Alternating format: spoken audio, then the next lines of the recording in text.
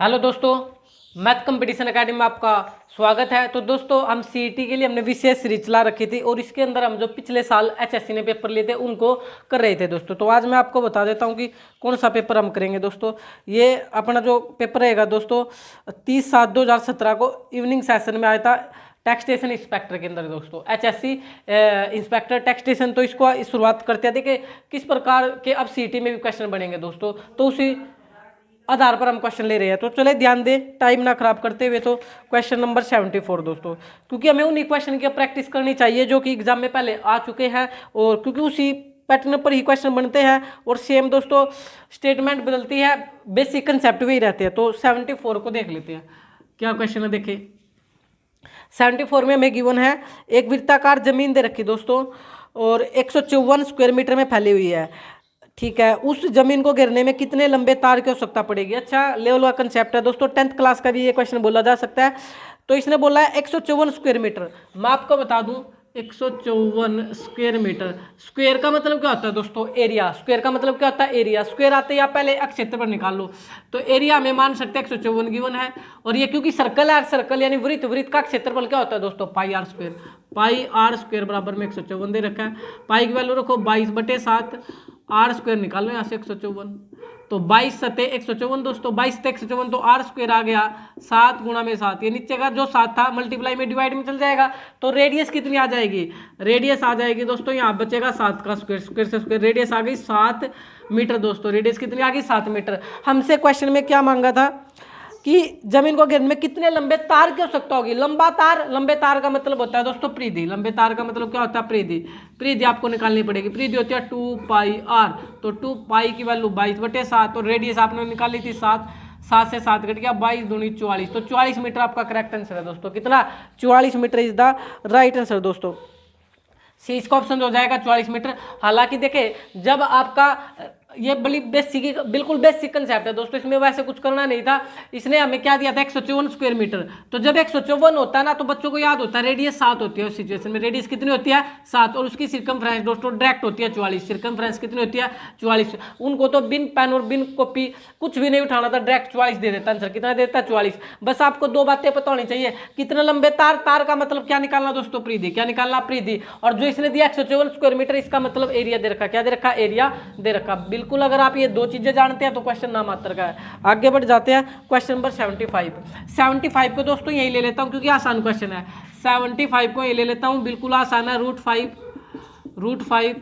√5 और √5 इस प्रकार का क्वेश्चन दे रखा है दोस्तों, और आप लोगों से पूछा है √5, तो ये क्या, इसका इन्फिनिटी तक ये जा रहा है, तो इसकी वैल्यू क्या होगी। हमने कल भी ऐसा क्वेश्चन कराया था दोस्तों अपनी वीडियो में। हमने बताया था जब ये मल्टीप्लाई में होगी, इसमें मल्टीप्लाई में, तो 5 इसका करेक्ट आंसर होगा। कुछ नहीं करना, 5 इसका क्या होगा, करेक्ट आंसर होगा। दूसरा क्वेश्चन ये पूछ लिया जाता है √56 प्लस में √56 प्लस में √56, और ये भी इन्फिनिटी तक जाता है। तो मैंने बताया था लगातार इसके लगातार कंटिन्यूस नंबर में इसको प्रोडक्ट कर ले दोस्तों, मल्टीपल कर ले। 7 8 56, एक के अंतर में करना दोस्तों। कितने के अंतर में, एक के अंतर में करना। 7 8 56, तो इसका राइट आंसर दोस्तों 8 होगा। अगर यहाँ माइनस होता, क्या होता दोस्तों, माइनस होता, तो फिर इसका आंसर 7 होता। इस बात को विशेष नोट करें, आते हैं दोनों क्वेश्चन एग्जाम में। और ये वैल्यू कहाँ तक जाती है दोस्तों, इन्फिनिटी तक जाती है। इस बात का भी ध्यान दे लेना आप लोगों को। चले बात करते हैं नेक्स्ट क्वेश्चन की। चले भाई, आपके सामने है दोस्तों क्वेश्चन नंबर 76, और क्या बोला हुआ है, 4 अंकों की सबसे बड़ी संख्या निकालनी जो कि पूर्ण घन हो दोस्तों। क्या हो, परफेक्ट क्यूब हो दोस्तों। पूर्ण घन आपसे मांगी गई है, तो ध्यान देंगे दोस्तों। पूर्ण घन अगर आपसे मांग रखा है तो आपको पता ही है 3 के मल्टीपल आएंगे। 3 का पेयर बनेगा, किसका पेयर बनेगा, 3 का। बाय ऑप्शन ही करना पड़ेगा दोस्तों। तो पहले इसको ही करके देख लो। 999 क्या होता है, अगर आप दोस्तों डायरेक्ट जानते हैं, यानी आपको अगर 1 से लेकर के 30 तक के क्यूब याद है, तो आप इसको आराम से कर लेते है ना। 30 का वैसे तो 9,000 होगा, फिर भी आपको करना ही पड़ता दोस्तों। इसके बाद भी 30 के बाद भी आगे भी आपको याद होना चाहिए। तो option is the best method, वही मैं बता रहा हूँ। आप इसके ऑप्शन से कर लो, 1 सेकंड ही लगेगी। पहले सबसे बड़ी संख्या यही है 9,999, 9 से ही कर दो। 11 11 11, फिर 11 से जा रहा है 11 कम 11 ना चलने की 0, 101। अब 101 किसी से डिवाइड नहीं होता है, और किसी का भी दोस्तों पेयर नहीं बन पा रहा। पेयर भी कितने के, 3 के पेयर बनने चाहिए, यहाँ तो सिंगल भी पेयर नहीं है दोस्तों, तो ये तो हो ही नहीं सकता, कैंसिल। इसके बाद 92 61, क्या 92 61, 92 61 दोस्तों 21 का ही होता है। 92 61 किसका होता है दोस्तों, 21 का होता है। अगर आप डायरेक्ट जानते हैं तो इसको कुछ करना ही नहीं है, आपका आंसर ये हो जाएगा 92 61। कितना हो जाएगा, 92 61 इसका राइट आंसर होगा। क्यों, सबसे पूर्ण गण दोस्तों, सबसे बड़ी पूर्ण गण जो ऑप्शन दे रखे हैं इसके अंदर 92 61 है। क्या 92 61 है, क्यों है, तो आप फिर वही दोस्तों इसके क्या कर लो, पेयर कर लो भाई, क्या कर लो, पेयर कर लो। तो ये देखो 3 से कट रहा है, किससे कट रहा है, 3 से, 3 3 ना चलने की 0, 3 8 24, 21 30 था 21, फिर 3 से जा रहा है दोस्तों 30, और 3 दूनी 6, 6 2 3 में 27, फिर 3 से जा रहा है भाई 3 3 3 चौके 12, 3 3 9, और फिर दोस्तों 343 7 का ही क्यूब होता है। आने तो आपको चाहिए दोस्तों 1 से लेकर के 30 तक के क्यूब होंगे तो ही जल्दी कर पाओगे, क्योंकि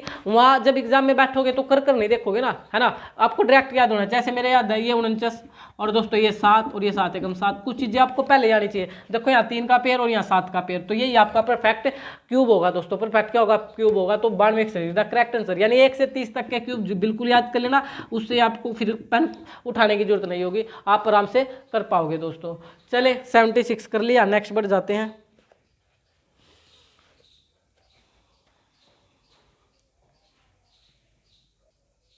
चले भाई 1.728 का घनमूल मांगा गया। क्या मांगा गया, घनमूल 78 के अंदर जो एग्जाम में आया था घनमूल मांगा गया। बड़ा आसान है, तो इसको क्या लिख सकते हो, 17 28 बटे दोस्तों 1000 बटे 1000, तो इसका ही घनमूल आप 17 28 जानते हो ना किसका होता है, 12 का क्यूब भी 17 28 होता है दोस्तों, याद रखना। 11 का 13 31, 12 का 17 28, 13 का 21 93, और 14 का 27 44। डायरेक्ट मुझ बानी याद है तो ज्यादा मजा आएगा। तो 12 और 3 0 की 1 0 आएगी तो 10, 12 बटे 10 होगा राइट आंसर। 12 बटे 2 का आंसर दोस्तों 1.2, कितना हो जाएगा 1.2 इज द करेक्ट आंसर।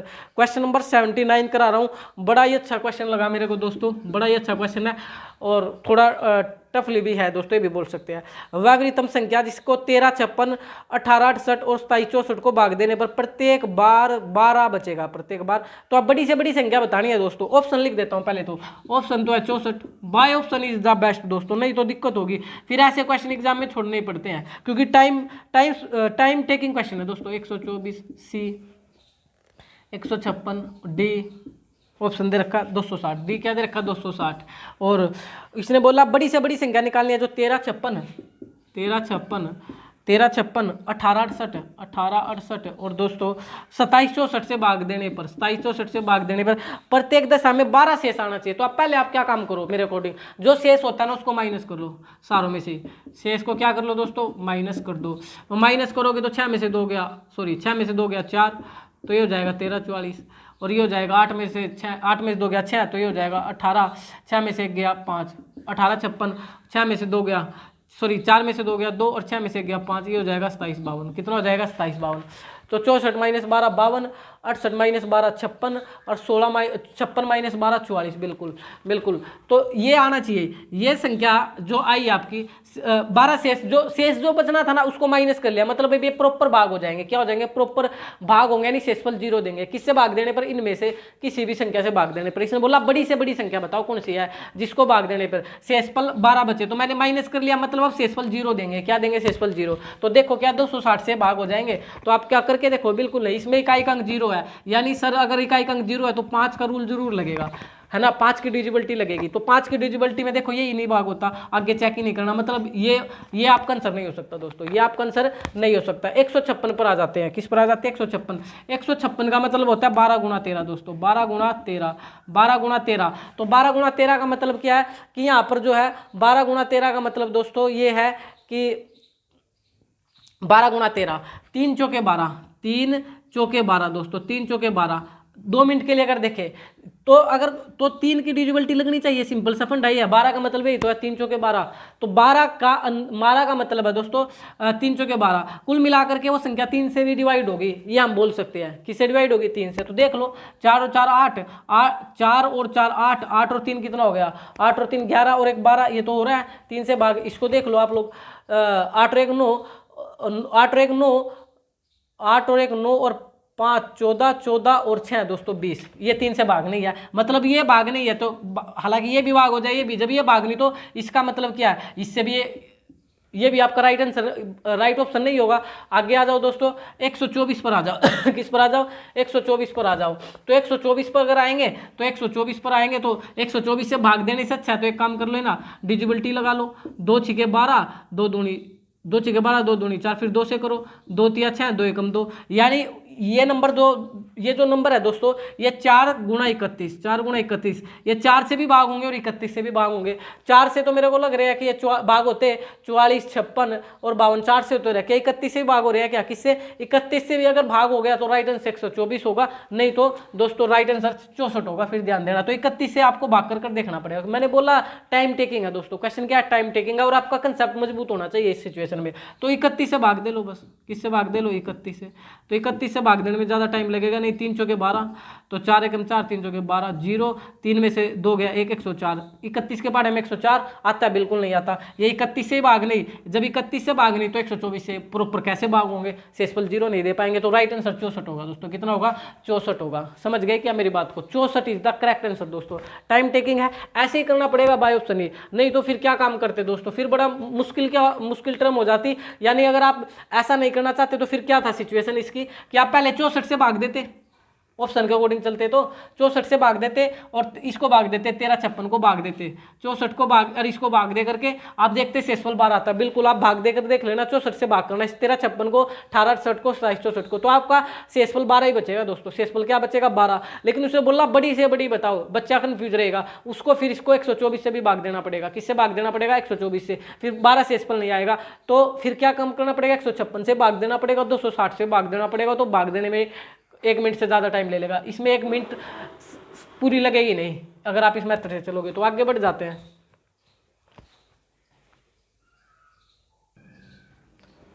चलिए भाई 80 को देखें दोस्तों, किस लेवल के क्वेश्चन आ जाते हैं एग्जाम के अंदर, ऐसा बहुत बार क्वेश्चन बनता है दोस्तों। तो बड़ा ही आसान है वैसे तो। ये देखिए इसका बेस क्या है दोस्तों, पावर का बेस 2 है, तो ऐसे फैक्टर करो इसके जिसके पावर 2 आ जाए। जैसे दोस्तों आपको क्या समझना है, जैसे 625 है, इसका बेस 2 है, तो इसका बेस क्या 2, तो ये भी इसकी भी इस प्रकार के फैक्टर कर दो जिसमें पावर 2 हो, जिसकी ये पावर 2, 625 25 का स्क्वायर होता है दोस्तों, पावर 2 आ जाएगी। 144 तो 2 ही चाहिए, तो 12 का स्क्वायर होता है 144। 27 में 3 चाहिए, किसकी होती है 27, पावर 3, 3 की 3 होती है, 3 3 होती है 27। 81 किसकी 4 होती है, 3 की 4 होती है, 3 3 9, 9 का स्क्वायर 81 दोस्तों। आपका थोड़ा बेसिक अगर अच्छा है तो आप कर लोगे। मेरा समझाने का मोटिव इतना है कि अगर बेस 2 है तो किसका फैक्टर ये 2 है, बस ये समझ लो। तो 625 2 है दोस्तों। आप 625 किसका 2 है दोस्तों, बताओ, 25 का, किसका 25 का, और पॉइंट 2 से पहले था तो यहाँ पर इसके बटे हटाऊंगा, तो इसके बटे हटाऊंगा 100 आ जाएगा। देखना 100 किसकी 2 होता है, 10 की, तो यह हो गया दोस्तों इसकी पावर 2 और सारे की पावर 1/2। इस प्रकार आपको करना पड़ेगा। 144 किसका होता है, 12 का, और यहाँ पर दोस्तों 10,000 है, इसके बटे हटाऊंगा तो ये बटे में 10,000 आएगा। कितना आएगा, 10,000 आएगा, और 10,000 किसकी 2 होता है, 100 की 2 होता है, तो इसके बटे 100 आएगा दोस्तों। तो ये पावर 2 और गुणा में था 1/2, प्लस में दोस्तों 1 ही था। आगे बढ़ जाओ, सेम एज इट इज दोस्तों। 27 3 होता है, बटे में 1000 आएगा, पॉइंट हटाऊंगा तो 1000 किसका होता है दोस्तों, 10 का क्यूब भी तो 1000 होता है, तो पॉइंट हटाऊंगा तो 1000 आएगा, तो ये तो हो गया दोस्तों पावर 3 गुणा में 1/3, मल्टीप्लाई में ये 3 की 4 होता है, 3 की 4 गुणा में 1/4। ये आपका कंसेप्ट है दोस्तों। चलो कर दो, 2 से 2 कटेगा तो ये हो जाएगा 2.5, प्लस में ये हो जाएगा 0.12 दोस्तों। कितना, सॉरी मल्टीप्लाई में है भाई, किसमें है, मल्टीप्लाई में है। देखिए 1 बचेगा, 1 से तो कोई फर्क नहीं पड़ेगा, तो ये तो 2.5 ही कहलाएगा। और इस पर आ जाऊं तो 2 से 2 कट गया, तो ये 2 0 है, तो ये 0.12 कहलाएगा, और प्लस में 1 है दोस्तों। आगे बढ़ो, तो ये 3 से 3 कटेगा तो ये 0.3 कहलाएगा, गुणा में 4 से 4 कटेगा, ये 3 कहलाएगा। इस प्रकार की सिचुएशन आपके सामने होगी। यहाँ मल्टीप्लाई करें आप लोग इसकी, 12 पंजे 60, 6 12 दूनी 24 और 6 30, 0.2 और 1 3 से पहले आ जाएगा दोस्तों, प्लस में 1 और बटे में 3 3 9, 0.1 से पहले, तो ये तो हो गया 1.3 दोस्तों, क्योंकि पॉइंट के बाद 0 की वैल्यू नहीं, तो ये 1 प्लस में 0.3, तो 1.3 अपन में 0.9, पॉइंट से पॉइंट कैंसिल, तो 9 एकम 9, 9 एकम 9 बचा कितना, 4 रिमाइंडर 0.40, 9 चौका 36, तो 1.4 इज द करेक्ट आंसर। ऐसे क्वेश्चन एग्जाम में बनते हैं दोस्तों, तो इसको विशेष थोड़ा आप लोग नोट करके चलना, हो जाएगा। नेक्स्ट बढ़ जाते हैं, क्वेश्चन नंबर ले लेते हैं।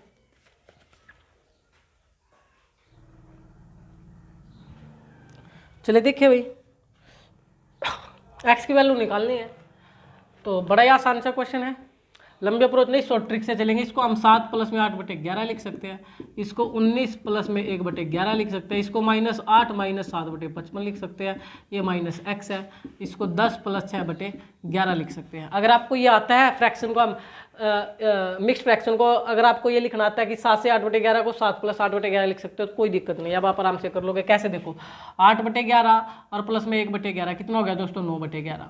9/11 इधर पड़ा है माइनस के 7/55, कितना बड़ा था 7/55, तो 55 बना लो, 5 से नीचे 5 से ऊपर, तो हो गया 9 पंजे 45/55 और -7/55, तो 45 में 7 जाएगा दोस्तों, 45 में 5 गया 40 और 2 और घटा दो 38/55, कितना बच गया, तो 38/55।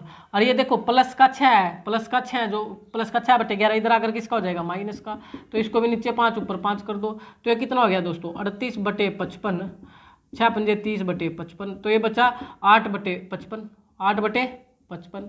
अरे भाई देखो, मैंने जो बिन वाले थे ना इनको एक तरफ कर लिया दोस्तों, वो जो प्लस का इधर आकर माइनस आ गया जो कि 30/55 ही कहलाएगा, क्योंकि 11 है तो 55 अपॉन सेम बना रहा हूं मैं, तो 55, 38 में 30 गया 8/55, तो राइट आंसर हो गया दोस्तों आपका 8/55 फिलहाल तो फ्रैक्शन का। अभी बाकी कुछ चीजें बची हुई है, जैसे कि ये देखो 19 में से 8 गया, 19 में से 8 गया, कितना बचा 11, 11 और 7 18, 11 और 7 18, और ये प्लस का 10 इधर माइनस का हो जाएगा, तो ये 8, तो ये कितना हो जाएगा 8, और ये माइनस का x उधर जा करके प्लस का x हो जाएगा, उसकी तो वैल्यू चाहिए, तो ये 8 सही 8/55 इज द करेक्ट आंसर दोस्तों, 8 सही 8/55 इज द करेक्ट आंसर।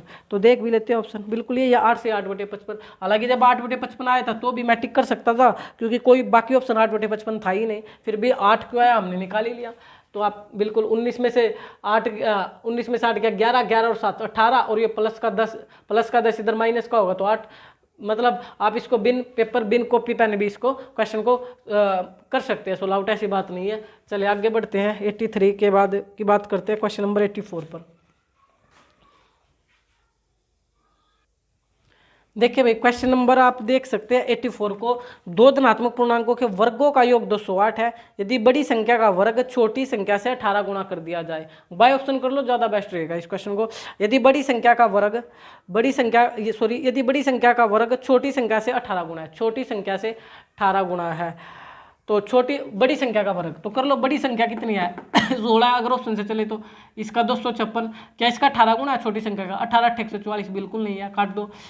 बड़ी संख्या का वर्ग 12 है, बड़ी संख्या इसका वर्ग 144, क्या छोटी संख्या का 18 गुणा, 18 तो 76 नहीं है दोस्तों, 100 नहीं है, तो इसको भी काट दो। आगे बढ़ो, इसका वर्ग 144, क्या छोटी संख्या का 18 गुणा 18 8 144 होता है दोस्तों। हो सकता है कि सी आपका ऑप्शन हो जाए। एक सिचुएशन तो हो गई आपकी राइट, दूसरी सिचुएशन को और कर लो, दोनों का वर्ग करो और उनका जोड़ो तो 208 आएगा, तो कर लो वर्ग दोस्तों का, 8 8 64 और इसका वर्ग 144, क्या 208 आ रहा है, बिल्कुल आ रहा है, 4 और 4 8, 14 और 6 20, 208, तो दोनों इक्वेशन आपकी सफिशिएंट हो जाती है, तो सी इज द करेक्ट आंसर। 8 और 12, डी को चेक करने की जरूरत ही नहीं पड़ी, तो बाय ऑप्शन कर लेना, ज़्यादा बेस्ट रहेगा।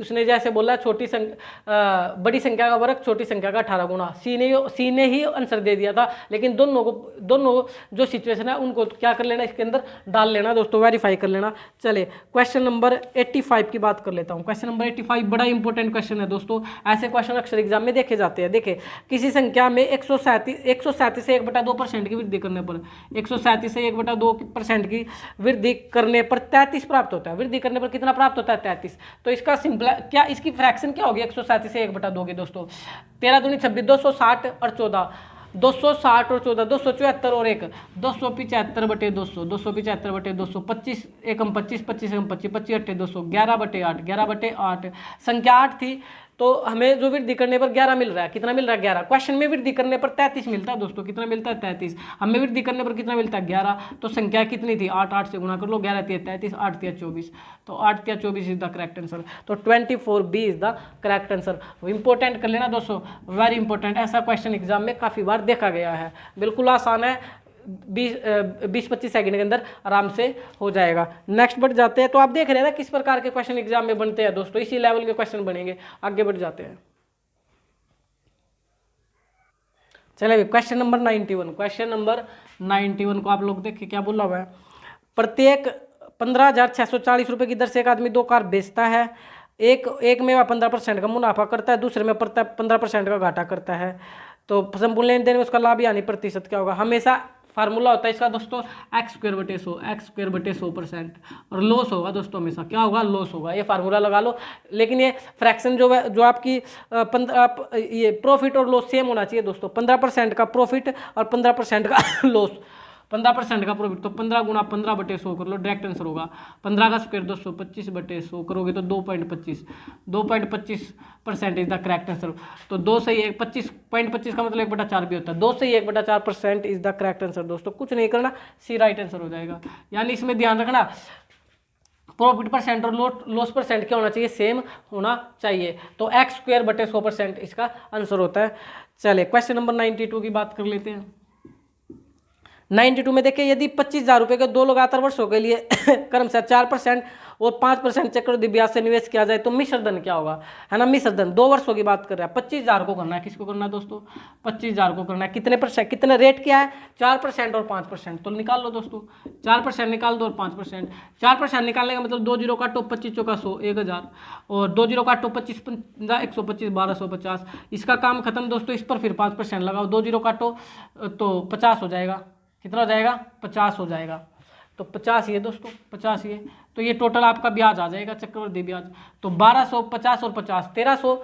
और दोस्तों ये रहा, ये कितना हो गया, 1300 तो हुआ, और 1000 ये, तो 1300 और 1000, 2300 रुपये दोस्तों। 2300 रुपये आपका चक्रवृद्धि ब्याज आया। लेकिन इसने हमें चक्रवृद्धि ब्याज थोड़ी ना मांगा है, इसने तो मिश्र धन मांगा है। तो 25,000 में 2300 जोड़ दो, 25,000 में कितना जोड़ दो दोस्तों, 2300 आपका आंसर आ जाएगा। तो 25 और 2 27, 25 और 2 25,000 और 2,000 27,300 इज द करेक्ट आंसर दोस्तों। 27,300 कितना आंसर होगा, 27,300। ये तो आप जानते होंगे ना। अरे भाई, एक 4% की रेट है, एक 5% की रेट है। तो 4% निकालोगे 25,000 रुपये पर 1000, 5% निकालोगे 1250।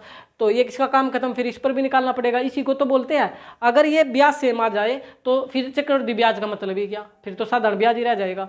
चले, इस पर निकालना 50, तो इसको सारों को जोड़ोगे ना तो ये आपका 2300 जो आया ना, ये आपका आया कंपाउंड इंटरेस्ट।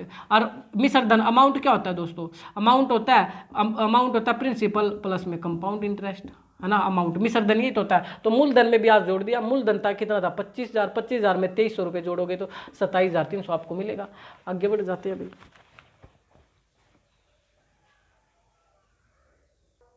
क्वेश्चन नंबर 95 देखे दोस्तों, किस लेवल का क्वेश्चन था 95।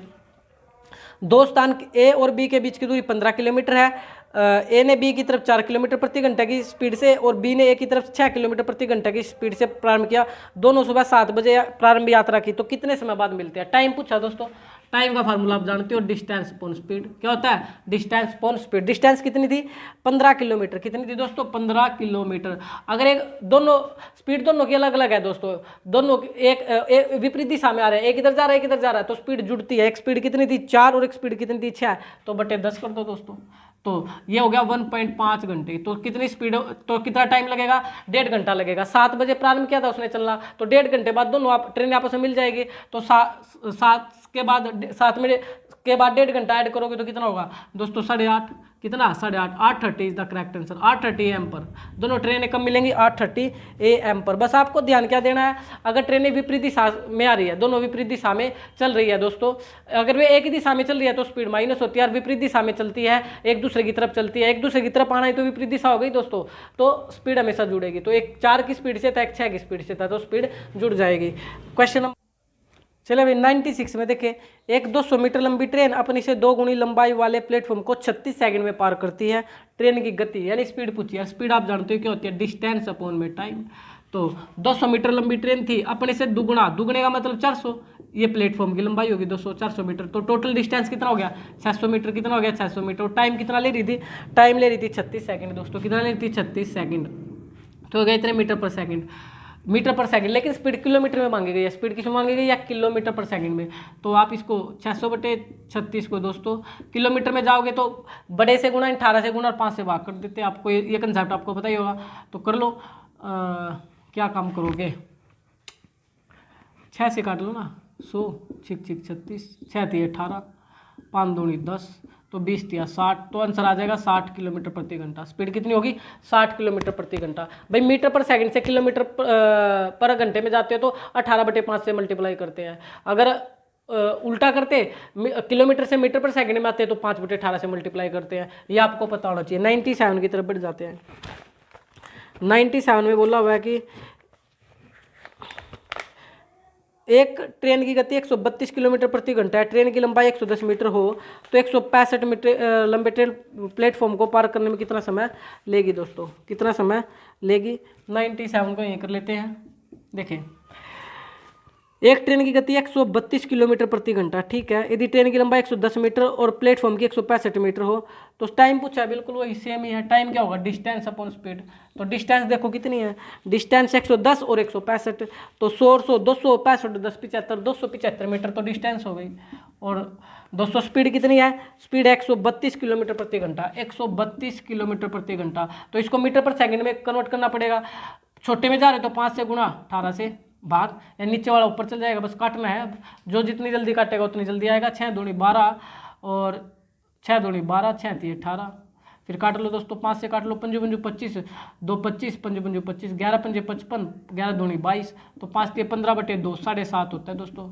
7.5 घंटे ले लेगी, 7.5 घंटे ले लेगी दोस्तों, या सेकंड ले लेगी, क्या ले लेगी, सॉरी घंटे नहीं सेकंड में कन्वर्ट कर लिया था ना, तो 7.5 second is the correct answer. 7.5 second is the correct answer. तो बताइए, बिल्कुल आप आराम से कर पाएंगे इस क्वेश्चन को, बिल्कुल एक ही फार्मूला है, ये आप आता ही होगा। बस यहाँ पर ध्यान क्या रखना है, डिस्टेंस जुड़ जाता है किसका, प्लेटफॉर्म का और ट्रेन का। और अगर विपरीत दिशा में ट्रेनें आ रही है तो उनकी स्पीड जुड़ती है, सेम दिशा में जा रही है तो स्पीड घटती है। जय हिंद, जय भारत दोस्तों।